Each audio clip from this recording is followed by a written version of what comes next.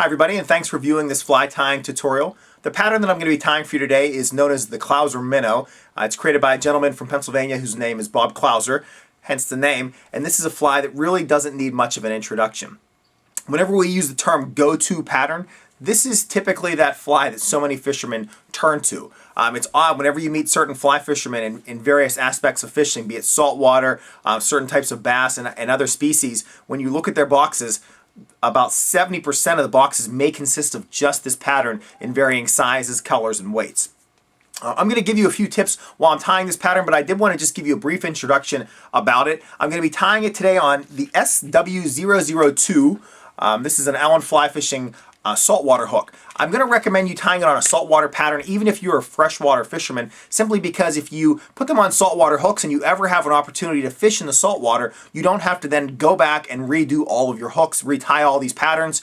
It's really smart just to tie them once and be done with it. Thus, if you ever go saltwater fishing, you have them tied on those hooks ahead of time. A couple other little tips I'll give you. If you've had a chance to hear Bob speak, he tells some really great stories related to this fly. In fact, he's been in the audience and he's seen another tyer tie the pattern incorrectly. Bob tried to correct that tyer and the tyer said, "No, I'm sorry, sir. This is how the Clouser Minnow's tied." It's just stuff like that. The one piece of information that I've taken away from Bob over the years has been that whenever you see people tie this pattern, there's really two common mistakes. One is that the head is just way too bulky, and I'll show you a couple tips on how to reduce that. And second of all is that we use way too much bucktail in this pattern. Bob is out there and he's said numerous times that if he tried to sell the flies that he actually fishes, no one would buy them because they have so little bucktail. They're just such a sparse pattern the way that he actually ties them. Yet as fishermen, we just tend to put a few extra materials on there. So I'm going to be tying a black Clouser for you today, and I'm going to really go sparse on it. So make sure that you understand that I didn't make a mistake. It's intentionally being tied that way to really just give it that almost translucent effect that you would get from a bait fish. Before going into the actual pattern, I am going to show you, I believe, just a yellow and white one, talk about how the fly will ride in the water column. Then I'll get into the actual tutorial. Then at the very end, I'm going to show you something, a little jig that a buddy of mine made that we just use whenever we're drying the fly in case you decide to put epoxy on it to finish. So without any further ado, let me first just show you one of the Clouser Minnows and just tell you a little bit more about it. Okay, here's a finished look at a Clouser Minnow. If you take a peek at the way I have it in my vise, this is the way it will be finished whenever you take it out of your vise. However, because we have these eyes on top, you got to remember that as soon as you cast it into the water, this fly is just going to go upside down and it's going to be riding like this. Hence the jigging motion. It's going to want to go down. You're going to be stripping it back in or letting it go with the current. Your line's going to be pulling it up. Hence, you'll have this jigging motion going on with this fly. A couple things that I want you to notice is that on this one I have yellow and white.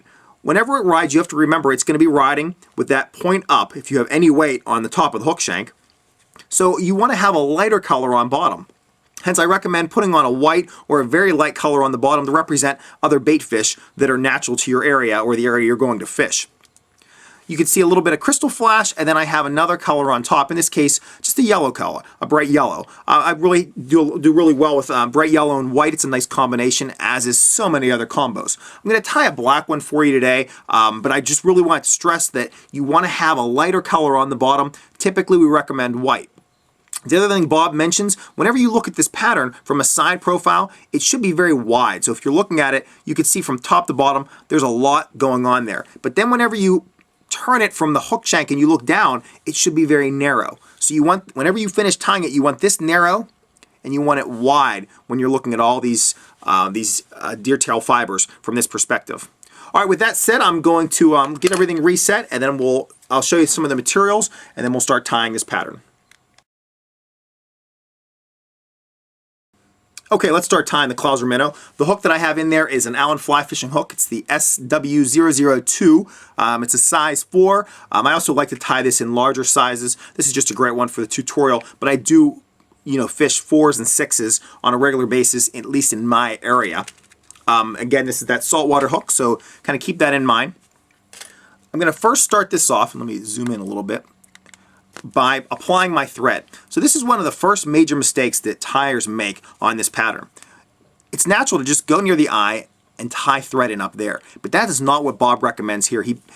My best suggestion is kind of put your thread on, look at the halfway point, then just cheat up just a tad.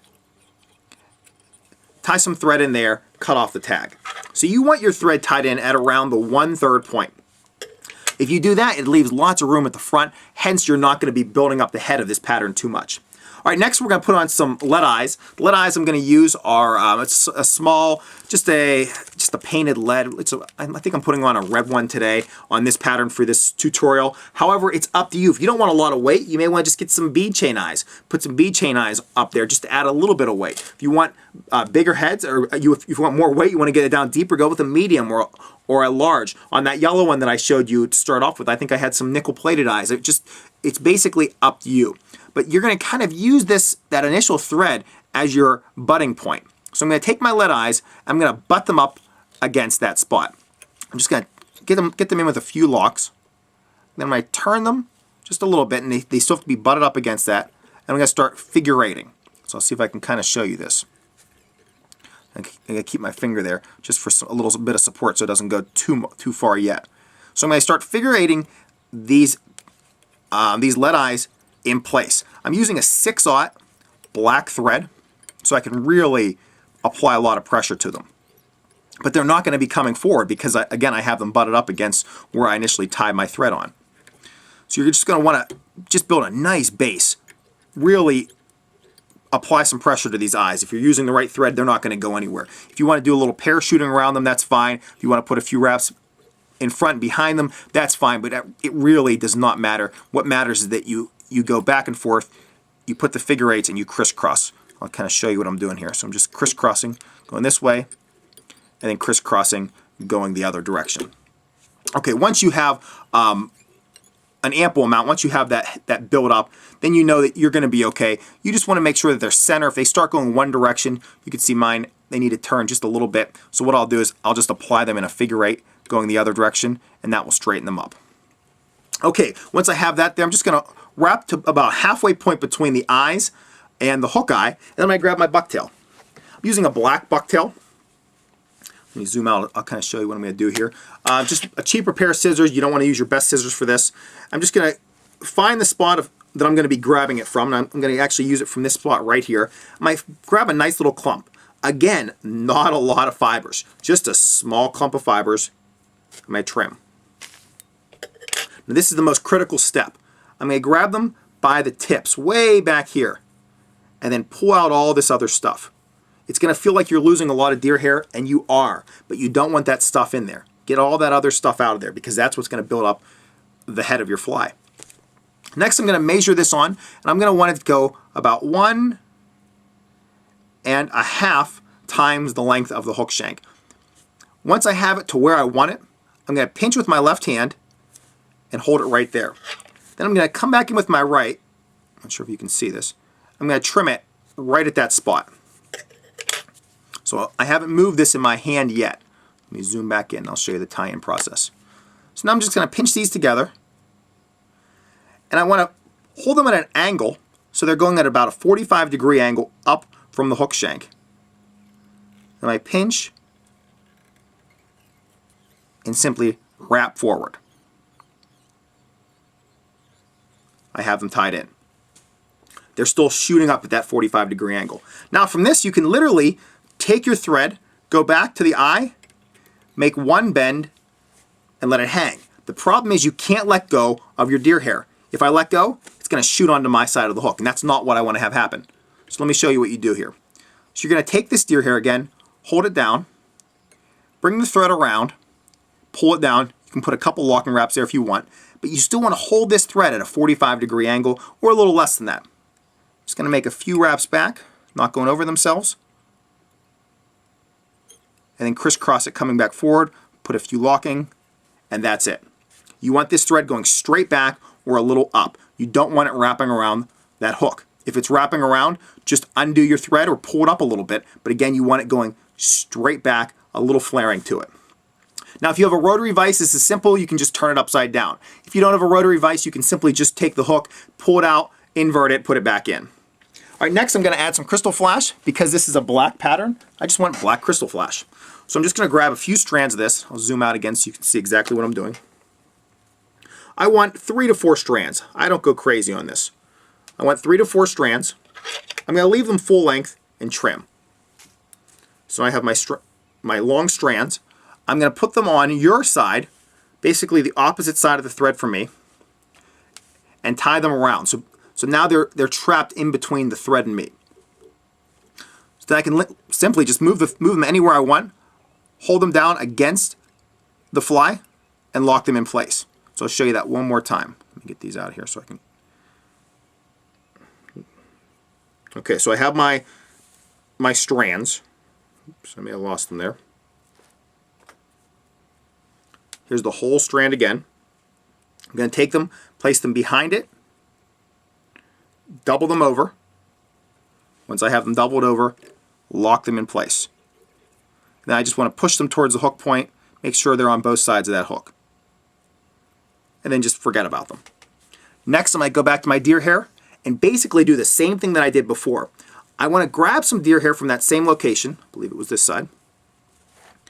Whenever I do that, I don't want to get too much. I want to get about the same amount that I had the first time. So I kind of like to hold this up, see how much I had the first time, and then pinch it in between my fingers so I know, oh yeah, I have about the right amount. So that's my recommendation, to make sure you don't overbuild the top of this Clouser minnow.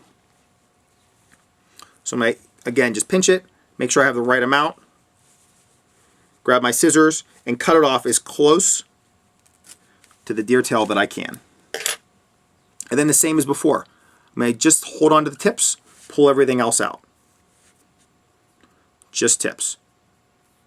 Get all this other excess out of there. And then now I don't have to worry about measuring it 1.5 times. Instead, I can just measure it against what was there originally. So I'm holding it up. It's almost better to have this top just a little bit short or a little bit shy of that. Whenever you have it, just transfer it to your left hand. Figure out where you're going to trim. Trim it. I haven't moved it yet. Let me zoom back in. I'll show you the tie-in process for this. And it was just like before. I'm just going to kind of bunch these together. Put them in at that 45-degree angle. 1. And start wrapping forward. And there we go. Now we finished it off. Make sure that they're kind of splitting that hook shank or the hook point. If you want to go back once, build up the head a little bit, go right ahead. Sometimes I like to build it up just a tad. I'm going to wrap back forward, put on 1/2 hitch, whip finish,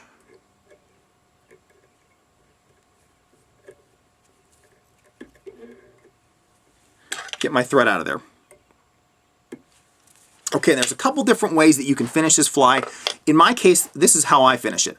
I go back to the original setting, and let me just adjust this camera just a hair so you can see what's going on back here. I take my scissors, and I grab this crystal flash, and I track my scissors back along the crystal flash. Whenever I get to the edge of all those bucktail fibers, because I don't want to trim the bucktail fibers, so whenever I get to the last one, that's where I'll trim my crystal flash. So I want it about the same length, maybe a little bit longer than the longest bucktail fiber. Okay, I see that there was one more I missed in there, so let me just get that guy. Okay. Let me move the camera back for you. All right, now we come to either, what are we going to do to finish off the head of this fly? Do you want to use 5-minute epoxy, or do you want to use a head cement? Because I'm more than likely going to be fishing this one in freshwater, and it's quick for me, I like using just a quick fly tying head cement. That's the one I'm going to go with today. I'm going to show you where I apply it. But I also do use 5-minute epoxy. I'm not going to do the 5-minute epoxy today, but I will show you exactly how I let those dry. When I'm applying head cement, I'm just going to grab my bodkin, dip it in my head cement. I like to place the head cement first along this back section. So I just apply a little there. I like to apply a little bit in between the eyes, and then I want to coat this entire thread base directly behind the hook eye.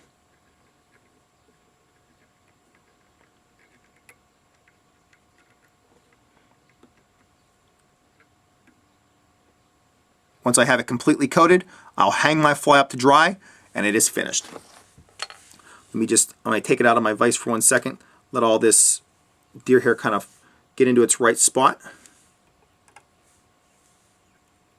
I place it back in here and try not to get too much head cement on me.